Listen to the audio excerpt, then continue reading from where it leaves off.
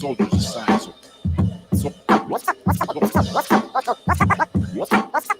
of science.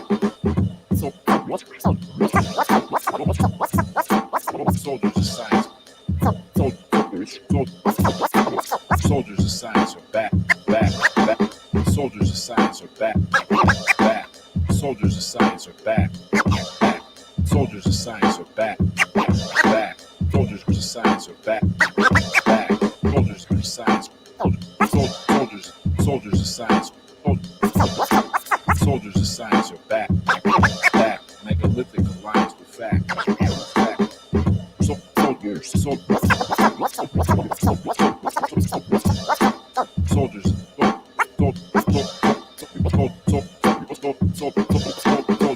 of science are back. Soldiers of science are back.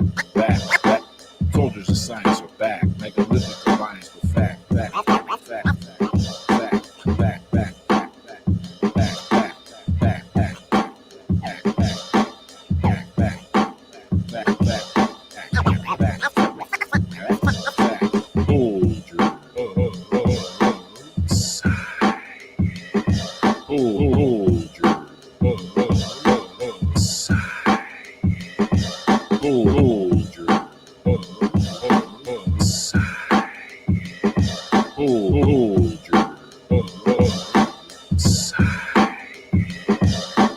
Soldiers of science are back. Megalithic alliance with soldiers of science are back. Megalithic alliance with soldiers of science are back. Megalithic alliance with fact. Soldiers of science. Soldiers of science. Soldiers of science. Soldiers of science. Soldiers of science. Soldiers of science. Soldiers of science are back. Megalithic alliance with fact. Fact. Oh, shit. No way. Ladies and gentlemen, that is exactly how we plan to come at you tonight. DJ Flex on the ones and twos. Wow. That right there is, wow. I mean, what's going on, people? Come up with words for that. What's up, everybody? It's your boy Tony D. We got Flex right there, just putting down some musical stylings. That was some next level stuff. Thank you, Flex, for blessing us with that. Just sick cuts, sick scratching skill levels that you ain't never seen before or heard of. With a little bit of you may have already been able to tell. But that's some original vocals by your boy Tony D on that. I was gonna say, that track. Didn't figure it out. If you didn't figure it out, now you know. That was me. I literally said one thing, and he just turned it into a whole sick track. So that is how we're coming at you today. Welcome everybody to episode 4 of Soldiers of Science. Welcome. Welcome back to our trusty audience of 2 or 3 folks out there that come and check out every episode. We love y'all. We're going to try and do it right by you. And then to anybody that's new or rewatching the replay and not catching us live, welcome. And we're going to kick that off. That's how we kick off episode 4. So Flex, do you have any kind of, I don't know, context you want to put on that cut right there, or just tell the folks what you were doing, if there's any way to describe it technically or anything you want to say about that? Nah, man. I mean, it's some pretty basic stuff, some Scratch 101 stuff. There was definitely some babies, definitely some transform in there from episodes 1 and 2. If y'all caught that, did a little lesson on scratching those little cuts. And then today I was going to do the flare, but figured I'd just do the intro instead, and then we can maybe do another lesson another time. But yeah, man, it's crazy how this worked out too. Like totally on the fly, last minute. Tone had sent me this over like a couple days ago, and I was going to make a beat and I was going to scratch it and then this and that. But then I was like, well, I have Serato, so let me dip it into Serato and see if I can just scratch it over, another beat. So yeah, it just came all together super last minute. So dope, man. Damn, dude. That's just so dope. Like, it's just so clean. It's just in a whole different universe from what I imagine you could possibly do. Anybody could do. And I just sent you like me saying, "Hey, Soldiers of Science." Oh man, that is so dope, man. Thank you for sharing that. Yeah. We got the 2 versions of it, of course. Y'all notice, like, we can go Soldier of Science. I mean, like I was telling him earlier, I can do this all day. So it's just the best, dude. What? Yes. Oh man, thank you, Alex, for sharing that with us. Again, just the dopest gift you got. Keep sharing that with the world. Every episode, I hope to get at least a minute or 2 of Flex just doing his thing, because it really is a mood lifter. Yeah. So how's things in general, man? I just wanted to start off with just a quick little catch up. How you been? Yeah. It's been a couple weeks since the last time we were with the people. A lot has happened. A lot happens every week now. Broken record, man. Every time I say that, like, a lot has happened in 2 weeks. But yeah, I mean, how you doing, dude? How things? I'm good. Yeah, me and Tone were talking obviously pre-show, and I was letting them know. So I started this new thing about a month ago. I think this is the 4th week, so a month in. Every Monday I'm fasting now. Not necessarily for any like requirements, like health requirement. Definitely did a lot of research. I've been researching fasting for years, intermittent fasting, and came across an article. This guy, he always struggled with weight loss, and so he tried this, every Monday. And there's a reason why he picked Monday. But anyway, like, he did this over the course of 4 to 6 months, and he was able to lose the weight that he always wanted to lose. So I'm not, fortunately, in that kind of situation where I have to do whatever it takes to lose a certain amount of weight in order to prevent, certain conditions, heart disease, etc. But it's what else he learned while doing it that like really struck a chord with me. So it's crazy. So today I'm at the tail end. It's 9:22 p.m. I've been fasting since basically last night, and then first time I get to eat again. First time I will allow myself to eat again is tomorrow morning. This has been the hardest one. The first one was easy. The second week was a little harder. Third week was a little harder. Like, I hit a wall at like 5 p.m. or something. I had to take a nap. Like, I normally never nap, and I just had to like shut down. My body kind of, not shut down, but I had to rest. But going back to the article that I read on the gentleman that spawned this idea on me, like, you learn so much about just gratitude in general for food. And like, so my wife's doing it with me, and usually by like the afternoon, 4 or 5 p.m., 3 or 4, we'll start just like fantasizing about like, what are we going to eat tomorrow?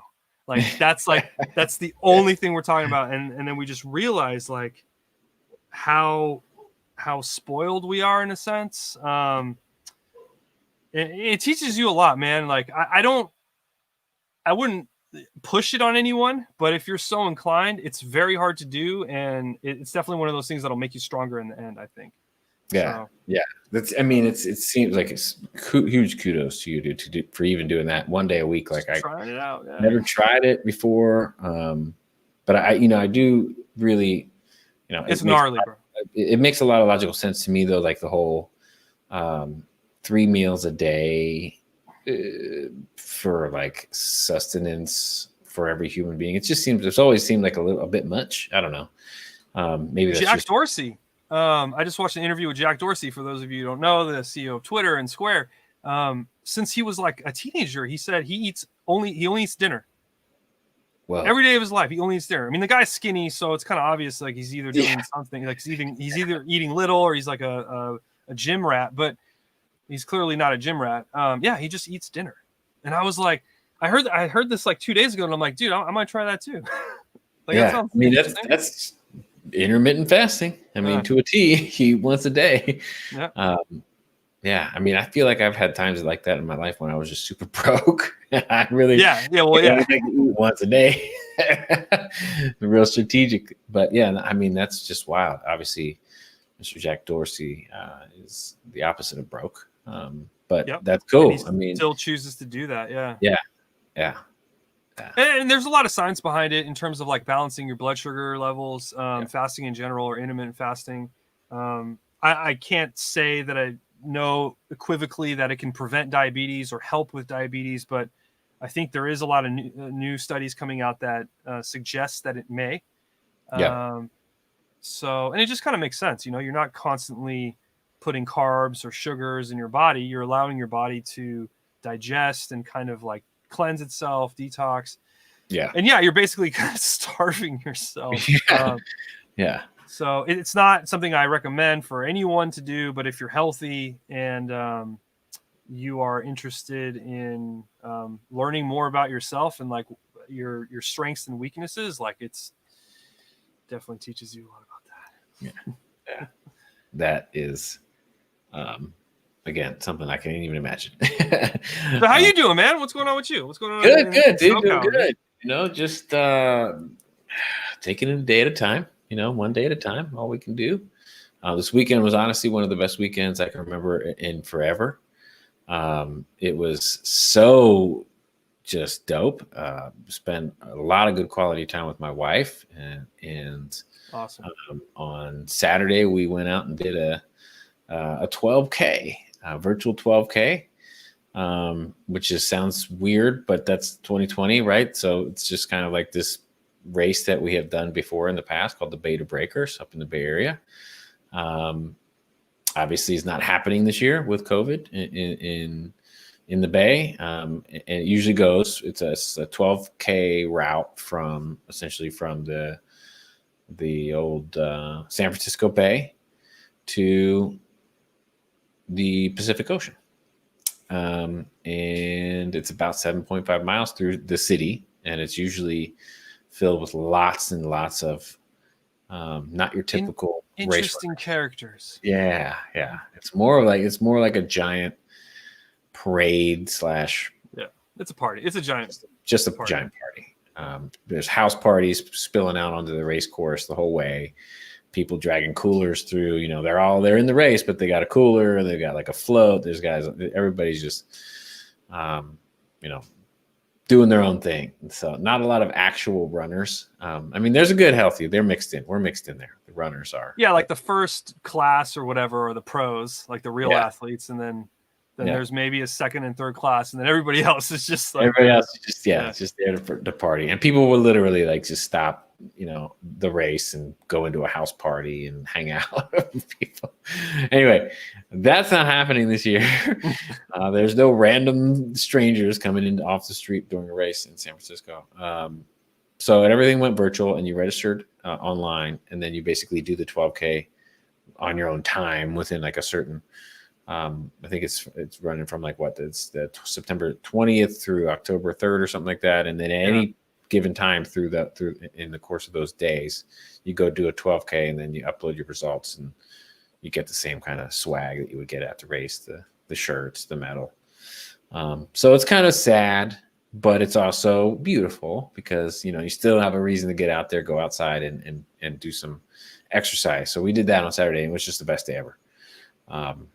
You know, really good to just get out and be out in the sun for that long and get a good workout in. And it's just it's really amazing. It's like what humans used to do, you know, on a daily basis. Just go outside and walk around for 14 hours and get shit done, you know, just mobbing, you know, walking and getting things done. So it was cool. And the rest of the weekend was nice, just kind of recouping from that, doing some stuff around the house. So we're doing good down here, man. It was a dope weekend. Sorry, I went a little long-winded there, but I just had this. Man. It was really, really nice. It was amazing. no smoke, hanging out with the wife, being outside. I mean, can't really ask for more nowadays, you know? Yep. There's really not a whole lot more you can Amen to that. Exactly. It's the simple things. Really, really is. And you know, couldn't have asked for a better weekend. So seriously. Whew, coming off of that, Monday was a slap in the face. Yeah, real quick plug. If you guys like what you're hearing, if you would like to propose any topics, please do so. Comment down below. If you're on listening to the audio only podcast version, we have a YouTube channel, Soldiers of Science, SOULDIERS of Science. And we're on Instagram, we're on Twitter at Soldier Science on Twitter. That's at SOULDIER Science on Twitter. And then Instagram's just Soldiers of Science, SOULDIERS of Science. So yeah, please let us know what you guys are feeling, what you're not feeling, what you would like us to cover. Again, we have some guests coming on in the future shows to talk about various issues and topics in the scientific and outside of the scientific community. So yeah. Awesome. Yes, that's super exciting to think about. I can't wait until we have our first couple guests on here. We got some super interesting people lined up, so you guys definitely stay tuned for that. We happen to have just some pretty neat connections through our organic networks of coming up in our different career paths. So and schooling paths, education on the West Coast, East Coast. We got a wide breadth of different types of folks that we hope to bring to you with different insights from different industries and just different thought leaders. So really cool stuff in the future. For now, you guys are stuck with just us, so you're going to have to kind of drag yourself through it. No, I'm just kidding. But no, yeah, I think one of the things that we wanted to touch on this episode was a documentary that we both recently watched. Alex watched it and then shared it with me. Is it cool to jump into this with this, Alex? Just 100. Let me share. Just so for people that are watching, we're referencing this guy right here, the Patagonia Public Trust, the Fight for America's Public Lands. They have it for free on YouTube. Tone and I both watched it today. It's about an hour and 20 minutes long. Absolutely. Let's dive into it. it. Yeah. So, I mean, the first thing I'll say about it is, I think Alex, you just stressed this, but it's something that we both watched today, but I immediately think that I want, or if I had my wish, everybody I know in my social circles would watch this immediately or as soon as possible. I want the word to get out about this far and wide. It's just something that is struck me straight to the heart, to the core of what I think it means to be a autonomous society of free thinking human beings is essentially, paying homage to and respecting the land that literally gives us life. And doing that in a way that's sustainable and doing that in a way that's obviously reasonable, but definitely not the way that it's being handled today. And I'm not saying that it's any one individual's fault as to how things have gotten to this point, but it's a mess. And, we really, I think, have an opportunity to... Not that one. We have an opportunity to... We live, man. We live. Just spread the word about this, man. I love live. This is what it's about, baby. Live. Spread the word about this. Give it a watch, and help us get the word out to this, because it's just, man, it is very, very stark, kind of harrowing stuff that they cover in this documentary. Yeah, like Tony said, the bottom line is, like, if you're a camper, if you're an outdoors person, or even if you're not an outdoors person or a camper, but you still love the outdoors and the access to your public lands, which is something that Tony and I were talking about earlier, I think this is the single most relevant issue that I think we can all kind of align behind, regardless of what party you're from or what side you lean on the political spectrum. If you if you have an understanding of like how special it is that we have these public lands, and not only that, how dependent and how important public lands are to other communities, specifically in Native American communities and tribes and indigenous people of the North American continent. I mean, it's imperative that you watch this. I can't stress it enough. It's amazing. It's uplifting. It's also a little depressing, of course, but these are extremely important issues that we must be aware of. Sorry, I'm trying to create this banner, and there it like disappeared. Yes, there it is. And then I put up the wrong. Anyway,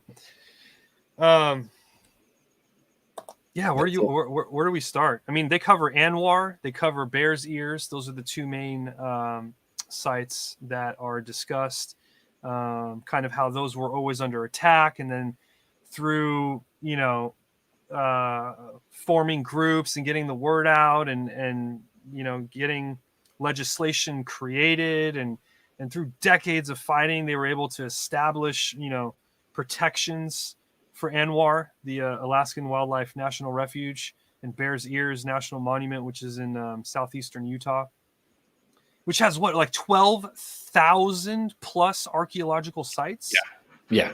So they were able to finally establish protections under Obama. It was like December before he left office. Obama signed. Yep. I believe it was for Anwar, or was it for December Bears Ears? 28th, I think it was Bears Ears. September 2016. Yeah.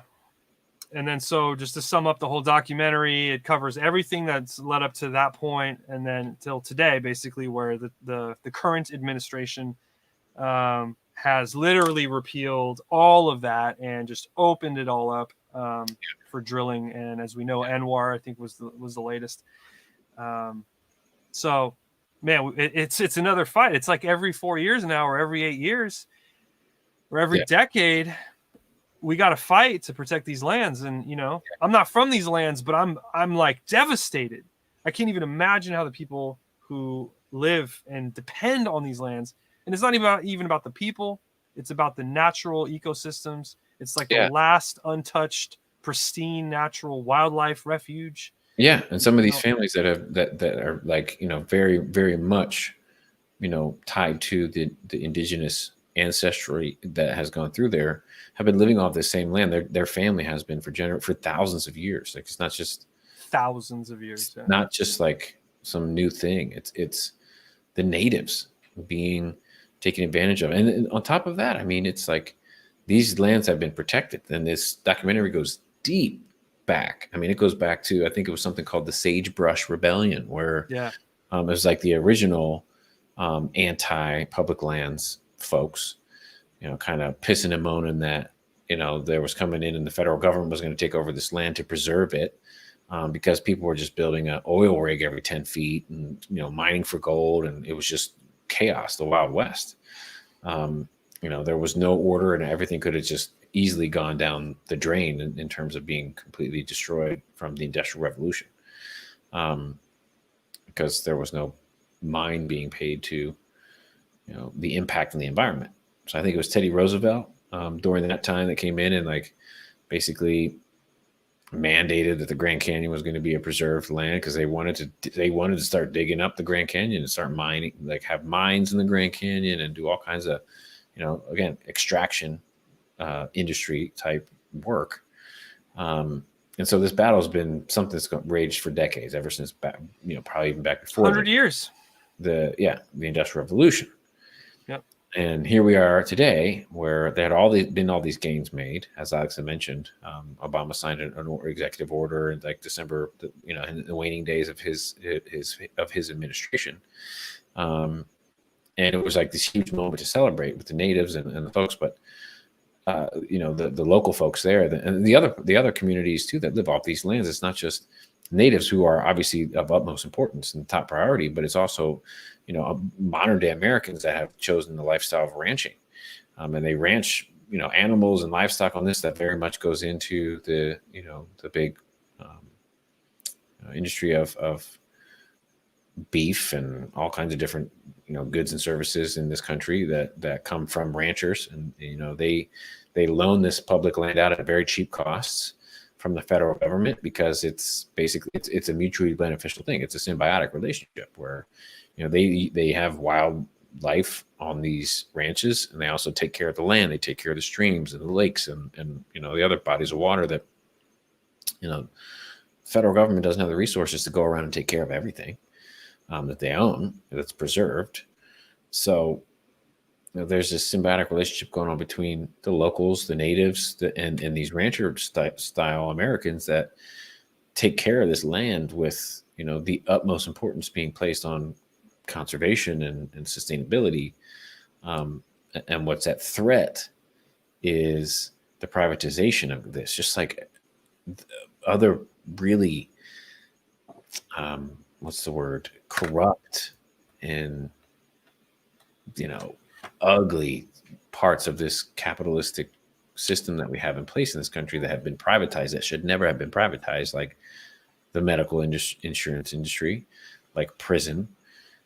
This is yet another thing that they're trying to privatize that should not be privatized. It should never even be in the conversation to be privatized. And this is public land. This is that was one argument. And I definitely want to get into regulations in a second, because that was like the thing that just grinded my gears. But the whole argument that, we should give the land back to the state to manage.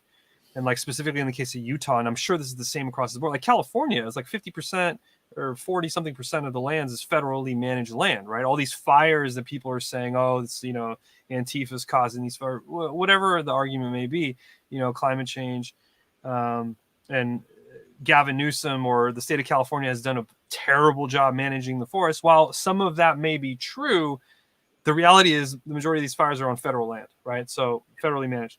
The point I'm trying to make is if you release those lands and to the state has essentially none of the states have enough money to manage these lands. They rely on the federal government and the federal budget to manage these lands.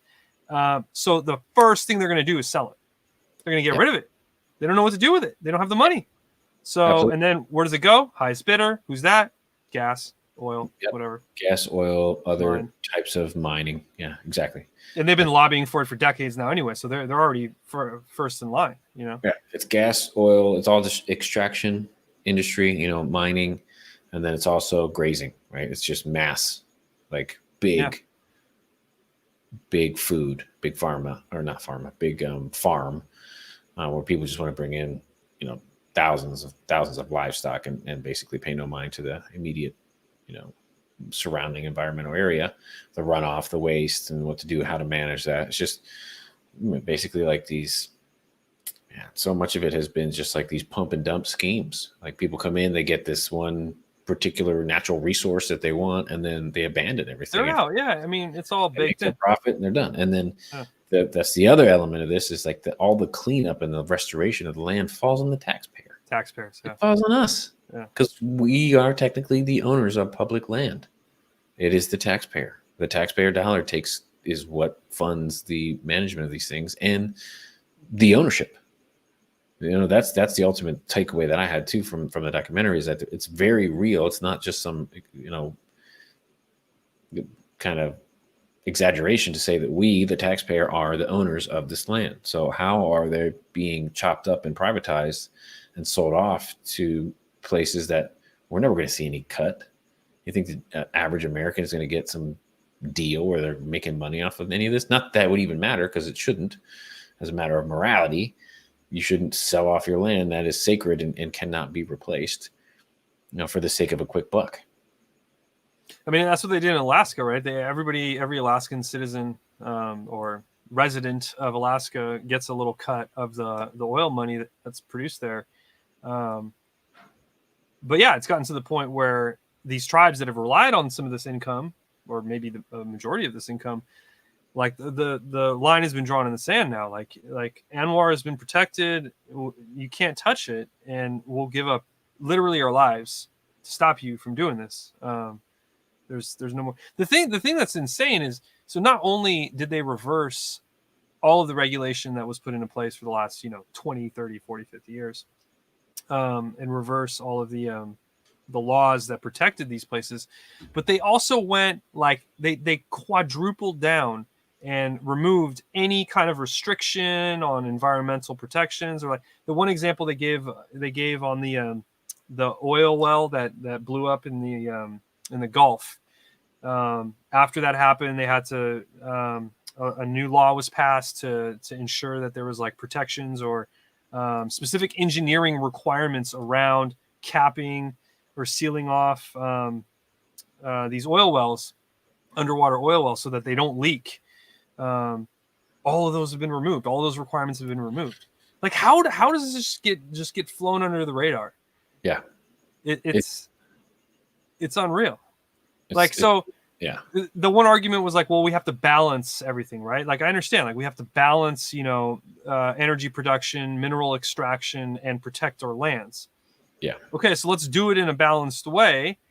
We have designated sites where you can't touch them. Well, you just can't touch them. And then if you at least come forward with a proposal and say, look, we're only going to touch areas A, B, and C, completely transparent. None of the lies that they were saying about Anwar, like, oh, well, it's only a speck when it's really going to be a grid. Takes, yeah, exactly. So be transparent. Say we want to access this land, and when we're done, we're going to do A, B, and C, or X, Y, and Z to clean it up.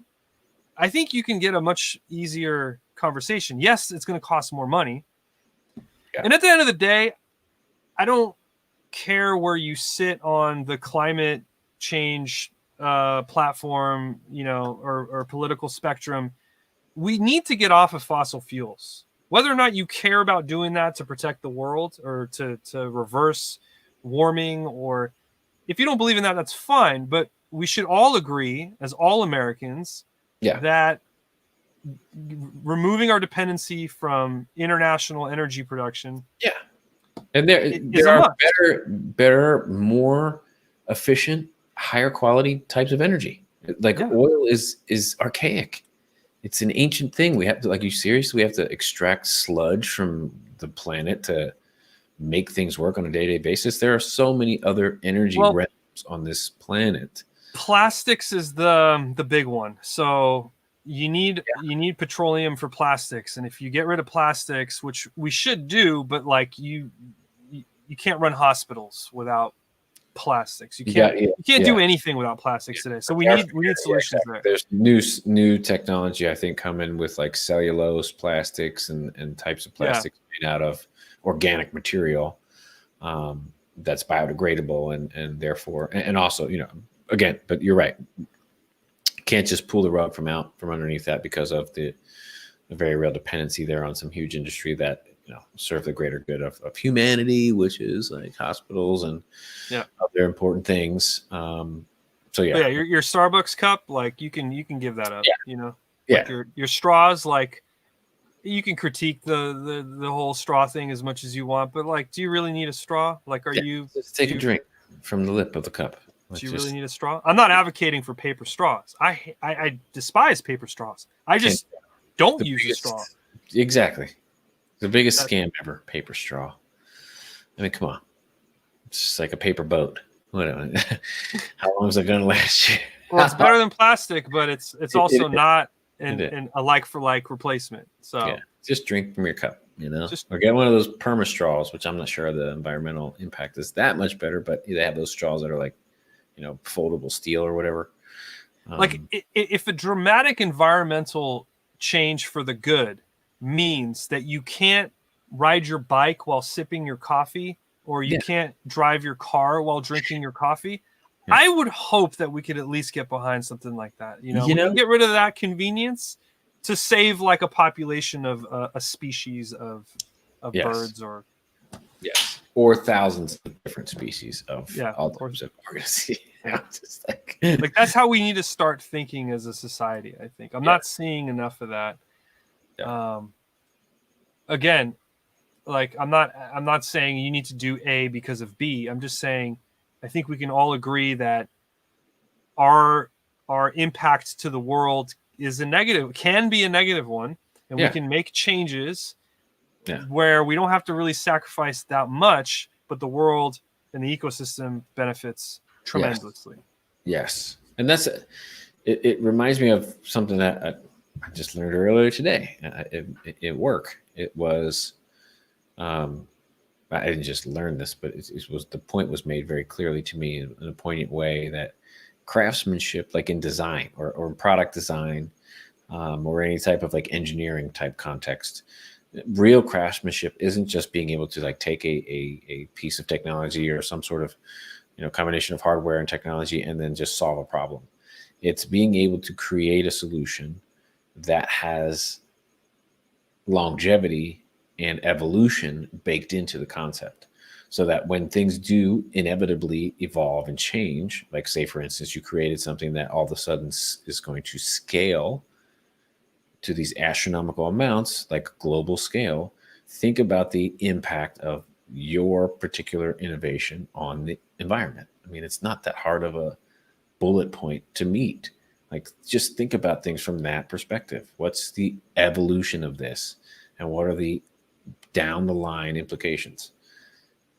If you put that kind of a thought into the very origins of a design or of an idea, we're going to be better off. But so much of capitalism that we've become kind of saddled by is this. It's just quarterly profit, as quickly as possible, as fast as possible, at the highest scale as possible, and not enough focus on, okay, how do we not just build a company that's sustainable, but also something that, okay, very mindfully, tracks the direct impact to the environment, especially if you're in manufacturing and oil and all these other types of business that are energy business. There's a finite amount, man. It's just basic physics, the laws of thermodynamics. Like, energy doesn't just come out of thin air or disappear completely. It's always in a constant state of flux from one form to the next. And in terms of energy, that's why I always advocate for nuclear. And I know that's super controversial in America because we've had, there's 3 Mile Island, there's been some accidents, and then internationally, it hasn't been done well everywhere. But I'm part French, so I'm biased. The French so far have a pretty clean track record, although I think their solution for, what do you do with the waste? They use your plutonium or uranium. They just bury it in the ground, which is what pretty much everybody does. It's not the best thing in terms of like reusing it. So we need to develop methods. I think we already have those methods. We just need to put them into practice. How to recycle the spent uranium cores. I think the methods are like super expensive. They're just expensive. That's what prohibits like pretty much everything. So we got to figure out cheaper ways to do the same stuff we've already figured out solutions for. But the whole nuclear argument is like, there's a lot of truth behind. Okay, so we can all agree, I hope some of us can agree, we need to get off fossil fuels, right? Burning coal and oil isn't good for the environment, regardless of whether or not you think climate change is a consequence of that. It's just dirty. It messes everything up around it. I think we can agree at least on the bare minimum there. Other, like lithium and stuff, other renewables, like you have to mine lithium. So there's a ton of mining in making batteries. So there's a lot of problems that need answers there, or solutions. But nuclear, really the only output is steam. And then you got to figure out what to do with the nuclear waste. You got to divert a river, so you constantly need water. So there is some environmental impact where you build the actual plant, but it's 1,000 times less damaging than the damage that's caused by mine or oil wells or potential leaks or things like that. We have designs that were created 50 years ago or 40 years ago for nuclear plants to essentially be, nothing's bulletproof, but essentially be like 99.99999% like proof, like failure free. Redundancy plan after redundancy plan after redundancy plan. And if you don't build them on fault lines, like unfortunately in Japan, they Fukushima is on a fault line. The entire eastern coast of Japan is a catastrophic subduction zone, or at least right off the coast. If we don't build them on fault lines, if we don't build them near, if we don't build them in Anwar, if we don't build them near, like downtown New York City, if we're smart about the location, it's the only energy method that we have today that meets the energy needs of the world. And I'm not trying to be greedy and think only from a Western perspective. There's half of the planet that has no energy, and they need energy, and they need energy quick.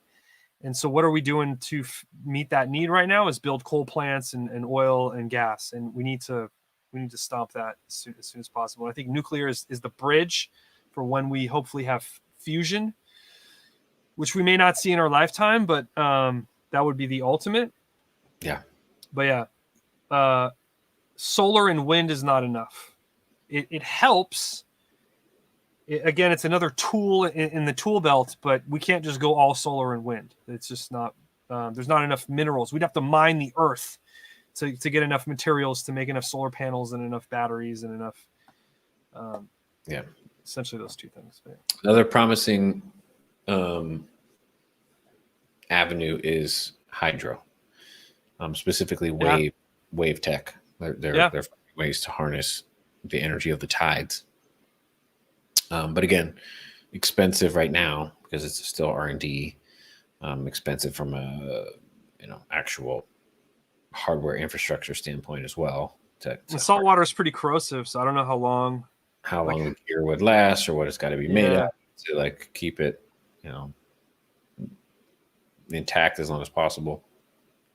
But definitely, just like Captain Planet, it's going to be a combination of things, and that's cool too. Like it may not be just solar, it may not just be wind, but a combination of wind and solar and hydro with a reduction on fossil fuels and increase on, let's say, more modern and, scientifically intelligently built batteries. It's a little Tesla plug there. Cookie there for Tesla lovers. We recently had, which to the world, probably has been sold as a more of a disappointing day. But for Tesla evangelists and Tesla believers and honestly, quite frankly, people with any type of contextual frame of work or frame of awareness of science, you would have seen Battery Day for what it was, which is basically a TED Talk on the future of battery development and manufacturing from a company that's at the forefront of building a product that is probably the most sought after consumer automobile on the market, in terms of sheer volume and futuristic productions. And they're shifting the entire game on battery production, battery design. Dude, they reinvented the wheel, man. They're looking at every element of it, from it's just wild, from the actual raw materials through the mass global production. I love the investor reaction to it. I was telling Tone earlier, and my wife, it was like they didn't come out and say we cured Corona, COVID, so investors are like, oh, there's no vaccine. All right, we're out. Dump the stock. Yeah. But no, they literally laid out. I mean, it's it's a multi-year plan for them to ramp up production. But the one graph that they didn't double click on, and I'm seeing a lot of guys on YouTube talk about this graph, is where you see the charge time, and then it just dips to nothing. Yeah, to nothing. We're talking what it would normally take an hour today, reduce that to 10 minutes or maybe even less. You could fill your car, you could juice your bat in maybe, I don't know, let's be realistic, under 20 minutes with this new technology. Dude, it's game over. It's so funny. It's so funny the way you say that, because it is true. It's I don't know what people were expecting, but obviously the short sellers, day traders, whoever else is in just for a quick buck, without really having a frame of reference there on the industry. They just no idea what's going on. It was all over their head from the second it started. It was just whew. Sell the news. Sell the news. You know, it was people are in it to make a quick profit. I totally get that. I mean, that's why, you know, we have stock market. It's not illegal to make quick profits, you know, but I think Tone and I both believe in the longevity of this company and its mission. As long as they maintain a responsible approach, because again, they're going to need to mine a lot of lithium. They're going to need to mine a lot of nickel. So, you know, going back to protecting our lands, let's hope that they pick the right companies to work with and they advocate for, you know, responsible mineral extraction techniques. And excellent call out. That's an excellent call out because, you know, quite honestly, you know, prior to this, probably this past year, my awareness of stuff like that at scale has been nil.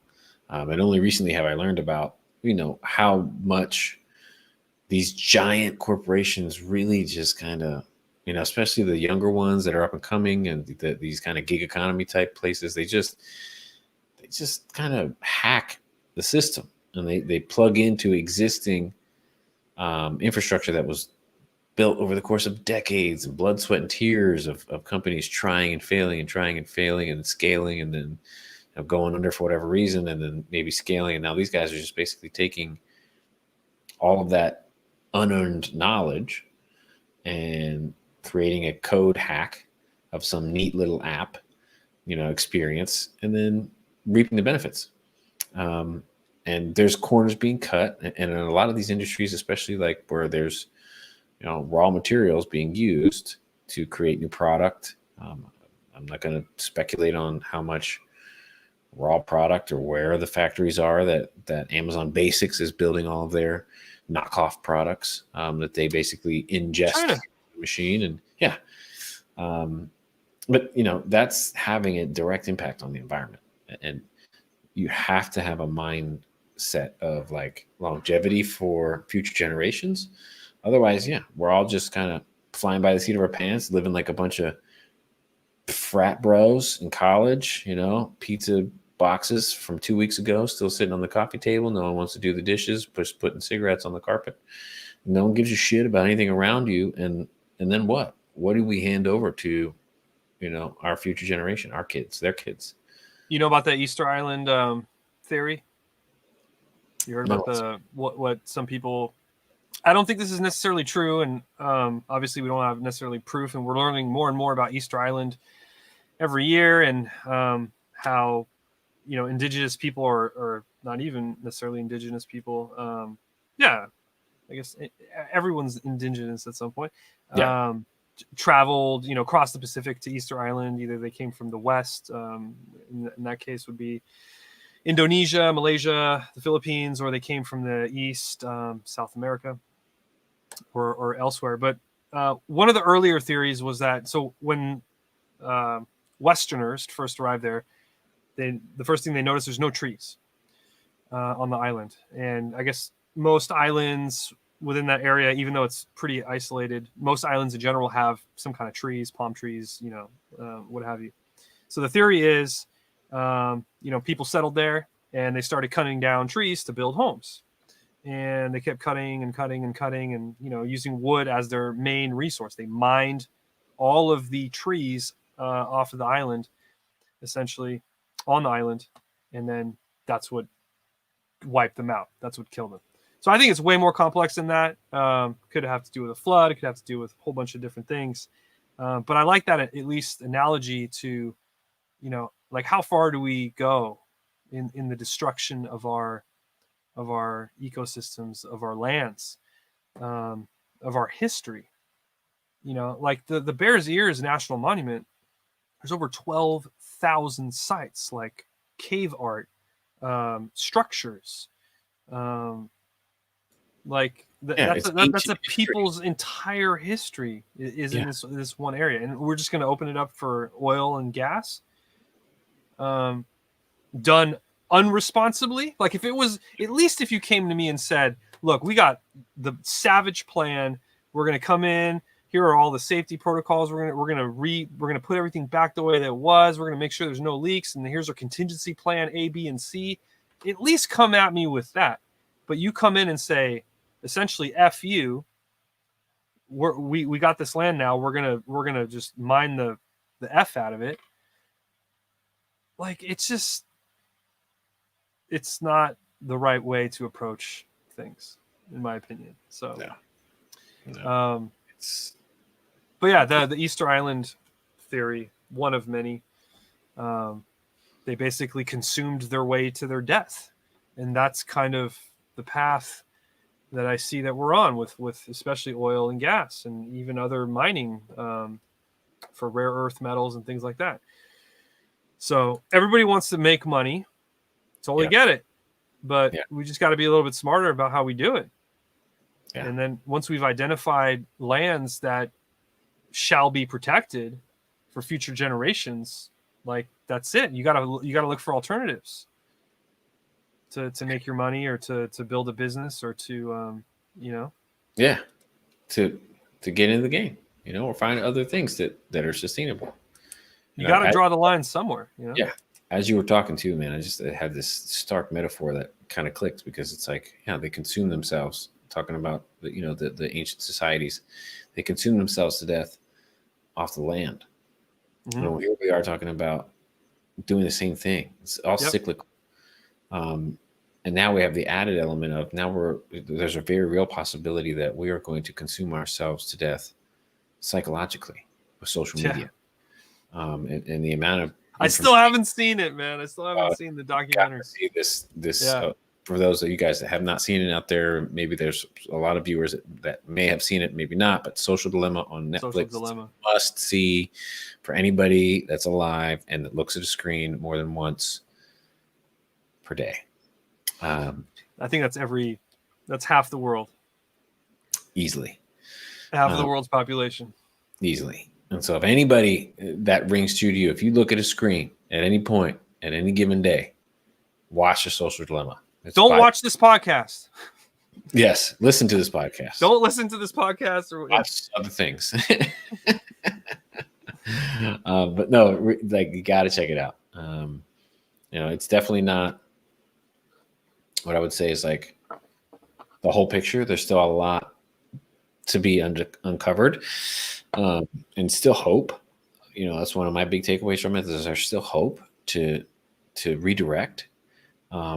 Do they talk about, so like I'll give my perspective after you're finished in terms of like what I think the situation is before seeing the documentary, but do they go into like what types of content? Like basically what I'm trying to get at is, if you're listening to a podcast or you're watching a movie or you're watching something educational, and let's say you're doing that a lot every day, like my son's going to school virtually, like most other kids in the world right now that have access to the internet and the resources to do so.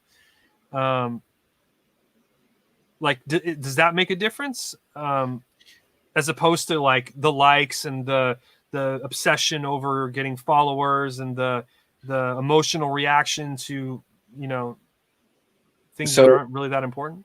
Yeah. So that's a big part of it.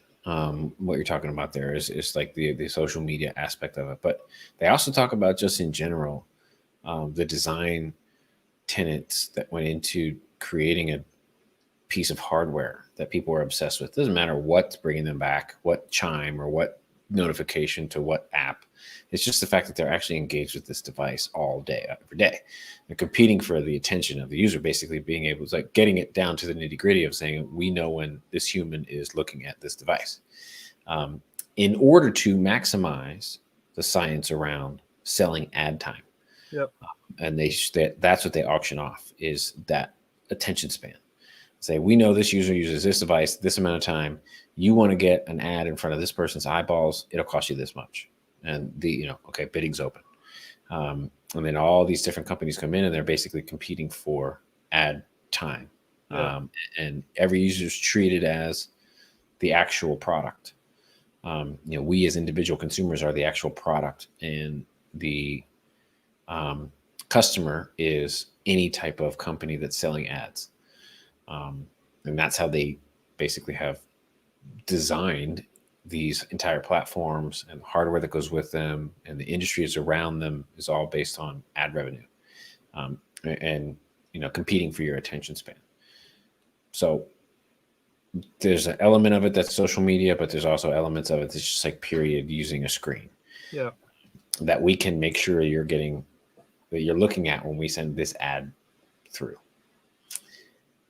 That's really what, like, the ultimate bottom line of this of the whole documentary is just, you know, how it's been. Yeah, a lot of these guys that design these products in the beginning, it's taken on this life that we could have never predicted. Like, we designed it, we wanted to, like, the guy, specifically one of the things that I'll pull from the documentary that like really struck me was a guy that worked on designing the actual like button for Facebook. And he says, you know, when we were designing this like button, we were think tanking it up or whatever and coming up with the idea, it was like, how can we share positivity around the world?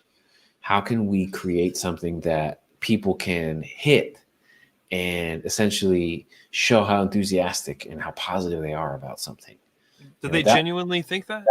That was the story on the thing. That, it may come off, of course, now as the complete naivete. Like, there's no way that you guys didn't see this as becoming something that was completely, you know, manipulated and skewed and taken the complete opposite direction of, like, causing depression and causing suicide and causing, you know, people to just be completely detached from reality and self-loathing, and, you know, borderline or no, literally violent, because of being able to, or not being able to find people they relate to, or like being able to kind of rectify in their minds why somebody would like something that's so horrible, or, you know, there's all kinds of different ramifications that they apparently, you know, couldn't have known.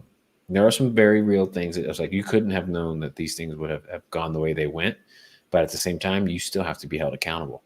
You created these things. So open up Pandora's box. Yeah, to helping to either, you know, work to undo or redirect the impact. That's what we need. And there's not a lot of answers in the documentary as far as like, where do we go from here? It's just a lot of hand wringing around how it got to this point, what's going on, what's the There's danger. no answers, Tone. No answers. I need answers, man. That's what we're here for, dude. That's what we do. We provide answers to the people. We decipher the codes, and we come up as close as we can. Delete Facebook. Delete. Sorry. Immediately. Or just, I mean, yeah, we got to strike a balance. You know, you got to manage your time better. Instagram is Facebook, so just get rid of it, because they're mining all that data, and everybody's mining data. Okay, it's cool, but like, they're actively participating. And this is the only thing I'll get at this, even on the outskirts of political in this episode, is that, you know, a report just came out today from Channel 4 News, I think based out of the UK, about this data leak from the 2016 Trump campaign that shows this basically database of all voters, 200 million Americans, 200 million entries in this database of Americans. And I think it was 3 million or I forget the exact number, but of the voters identified as African-American voters were all listed as a deterrence. That was how they were categorized, as a deterrence. What does that mean? The lingo and the jargon of the Trump campaign meant, we hope these folks don't show up to the ballot box. So they were trying to deter this particular subset, this demographic, Black people, from showing up to vote on Election Day. And they were using coordinated efforts with Russian computing hacking companies, and, you know, these troll farms, in conjunction with Facebook. Now, to what degree there was actual coordination with folks inside of Facebook or as a program, I don't think it speaks to that, but it does talk that as a platform was being leveraged. By the campaign and by the Russian, most likely paid for hackers that are, you know, just doing the work of the Kremlin, because, you know, Trump owes them over $400 million in debt. So they're saying, hey, we might as well get this guy elected to president so he can funnel some money to these, you know, public trust, you know, lands, and we can get in on the minerals and the mining and the extraction that he's going to open up for us. Again, that's making some connections there that I'm taking on my own liberty to do. But I mean, how are they doing it though? Like, so I'm aware of the campaigns, the Russian hacking groups, and Facebook and all of that. But did they discuss it all? Like, specifically, like, so they were targeting Black Americans to basically make to like to stir up distrust in the election system, to say basically it's a lost cause. It doesn't matter who you vote for. Right. Blah blah blah. It's either, to unmotivate them essentially from going to the ballot box. Like just exactly to make them disenchanted with the whole process. And I mean, the black vote is like what the most important vote, right? When it comes to elections, like it determines every swing state, everything that's at the core. I mean, and it's only going to continue to grow. Like this country is becoming more diverse, not less. Like that's just the reality that I think that we're seeing a lot of the backlash come from the old stalwarts, the old, kind of Confederate Southern, big. There's a big legacy money that campaign. They don't want to see this country turned over to a more diverse palette of human beings, which is happening no matter what. It's not like there's anything that anybody can do. That's just the way that evolution of species happens, is that there's more cross-pollination, because we become. I mean, you see it everywhere. You see it in Germany, you see it in France, like you see it in Spain. I mean, you see it in every country. Like you see it in China, like you see it in India. Like people want to keep their own where they're at, but and it's a problem. It's a really big default. What's the word? Default shortcoming of the species mentally. I believe, my personal opinion is that if you're a human stuck in that type of cycle, like break the fuck out of there, man. It's time. Like we're a single species. We all have the same exact biological makeup. There's no reason to believe that anybody's skin color makes some sort of differentiation in our access to equality. So get the fuck out of your own head, break through your ancestral cycles, and realize that if you have 2 nostrils and a pair of lips and eyeballs and elbows and nipples and kneecaps and ankles and toes, you're probably a lot more like that person than you are different. So let's get past that shit. Anyway, sorry, let's get off my soapbox. No, man, that's word. That's true.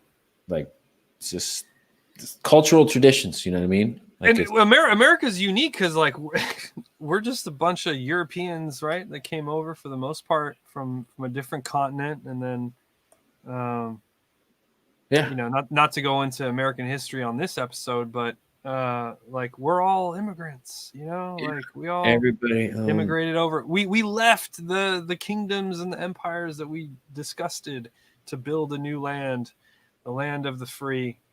And it's it's definitely not a perfect journey, and we're still trying to figure it out. But yeah, like Tone said, we're all one species of humans, and I think the faster we can all come to terms, or not come to terms, but the faster we can embrace that.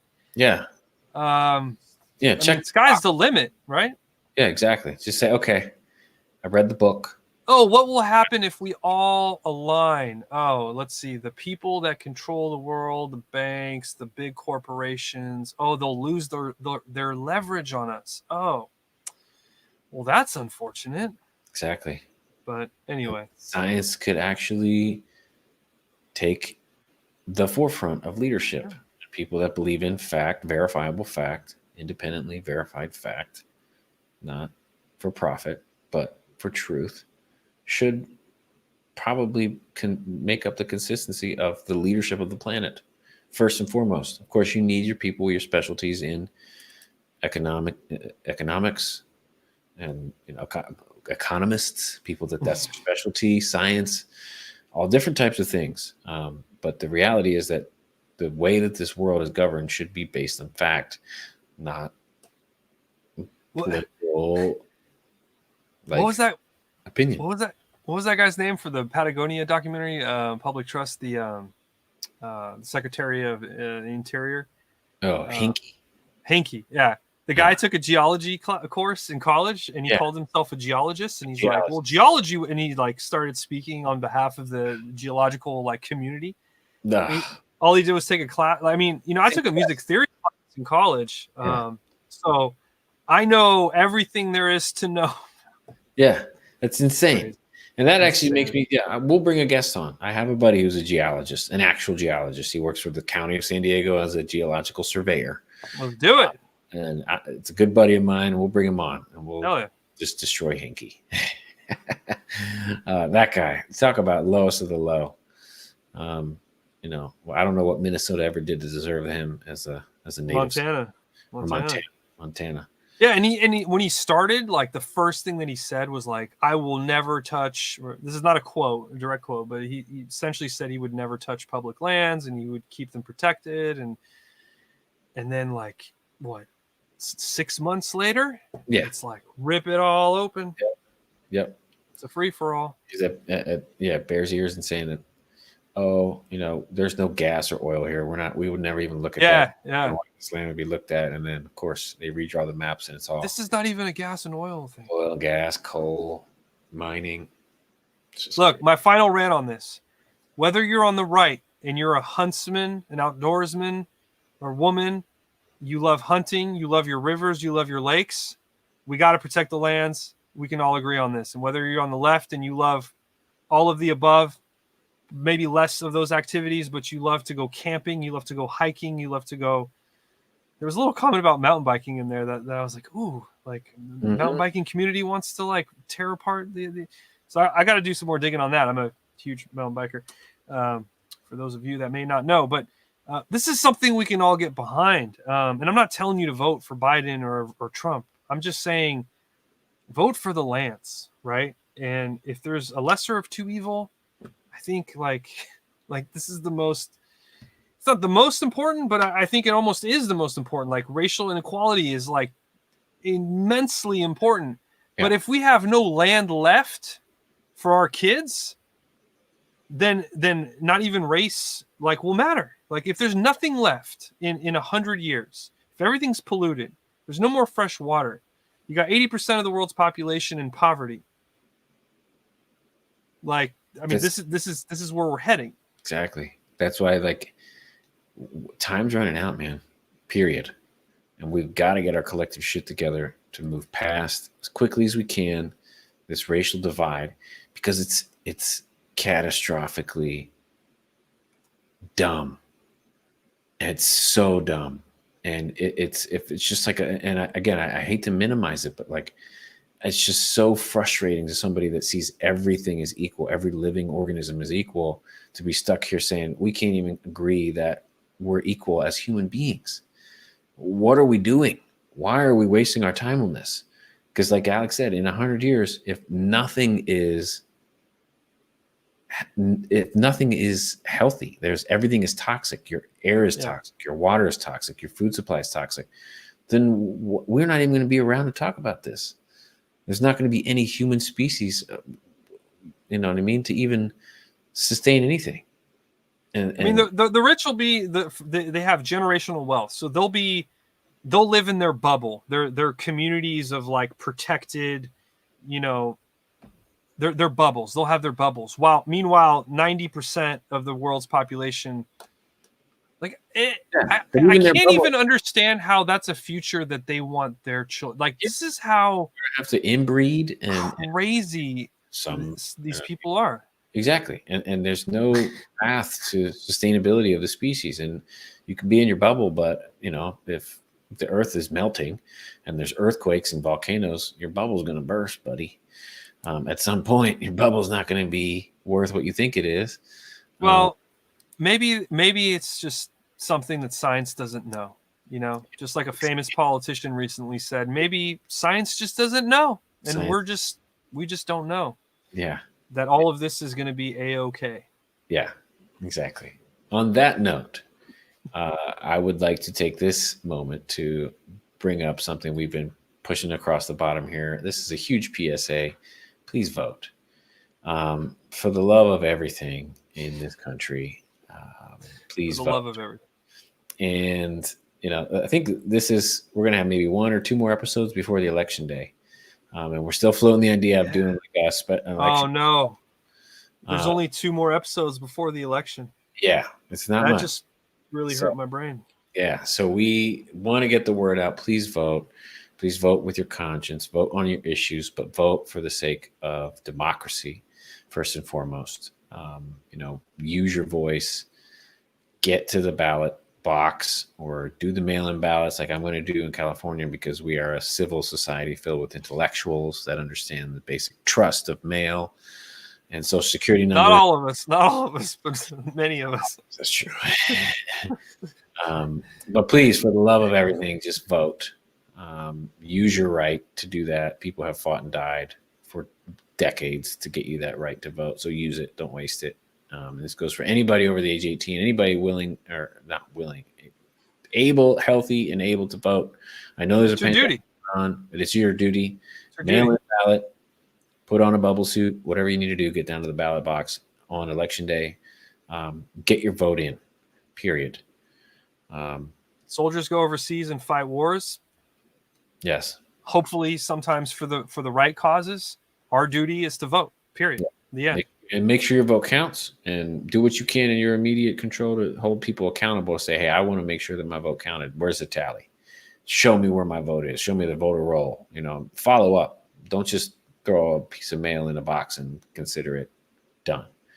I think things have shown you enough this year and in recent history that you've got to be your own advocate. So do that. Be your own advocate and take care of your communities, take care of yourself, and let your voice be heard. Because nobody's going to take care of you. Nope. Vote. Please vote. Thank Please you. vote. Perfect PSA tone. Yes. Thank you, sir. I just wanted to make sure to get that out. It's crazy. When I thought about it, I was like, dude, it's October later this week. It is. Yes. I also like to take a quick second to give much love to whoever that one viewer is out there. I don't know if that's one of us. I don't think it's me. I don't know if it's you, Alex. It quite possibly is me, but I'm not technically that one live viewer out there on it. But yeah, we love you and thank you for showing up. Thanks to everybody who's coming back to rewatch this replay. Hope you enjoyed the content we had for you tonight. I know I have been very excited about this podcast since we kicked it off. We hope we're bringing you stuff that's interesting, that's unique, a little flavor of our own individual personalities. And again, thank you, Flex, for that sick ass kickoff tonight. No worries.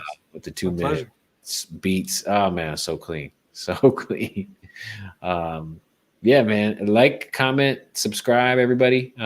Make sure you let us know what you're thinking. We haven't gotten a lot of feedback yet, but that's cool. We're still in the early days, but definitely let us know your thoughts, good, bad, or indifferent. We're still in the genesis. Yeah, we're still just kind of building this thing, man. Laying down the bricks, the foundation. But thank you for tuning in and for checking us out. To all those folks out there doing those things. And anything else you want to cover, Mr. Flex? I mean, we could go on and on about a whole bunch of stuff, but let's save it for the next show. I think this is perfect place to call it. Okay. And tune in next show, 2 weeks, every other Monday, 9 p.m. Pacific Standard Time. Sometimes we're a couple minutes late, sometimes we're a couple minutes early, but that's usually when we go live every other Monday. That's right. Check us out. Wear your masks, vote. Black Lives Matter. Stay up, stay true. Always be learning. And you know what I mean? Take care of yourself. Take care of your own. Much love. And we'll catch you guys on the next episode. Episode 5. We'll be halfway to 10 next time, baby. Yeah, man. All right, y'all. Believe in science. Yes. Science will win the day. All right, y'all. Peace. Peace.